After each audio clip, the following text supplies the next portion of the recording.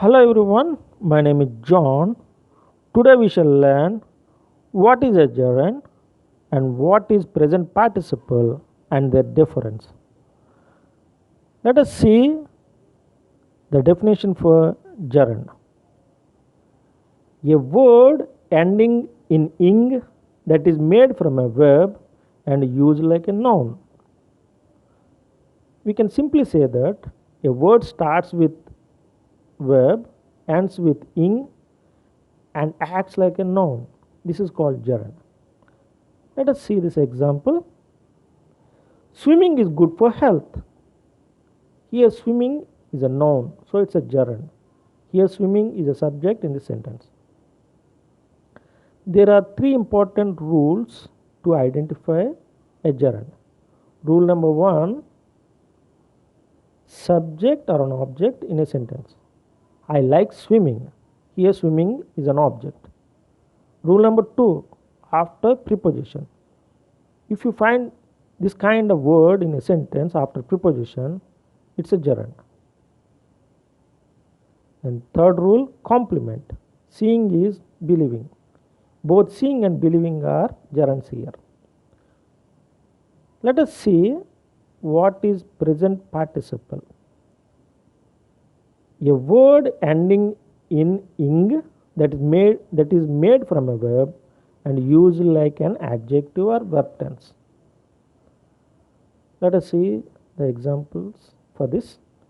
A laughing doll.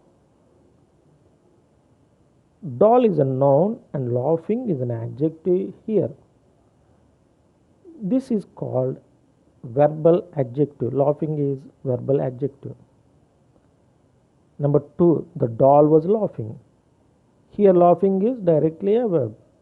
There is a shortcut to identify present participle in a sentence. Try to remember these words: see, hear, notice, and watch. If you find these words in a sentence, then you can understand that it is present participle. Let us do this exercise. I saw him crossing the road. Here, crossing talks about an action. So, it is present participle. Number two, I didn't you hear the cat mewing? Here, mewing is telling about an action. It is also present participle. In first sentence and second sentence, you can see these words saw in the first sentence and here in the second sentence. These words are already given as note: see, hear, notice, and watch. So, by these words, we can understand these 1 and 2 sentences are present participles.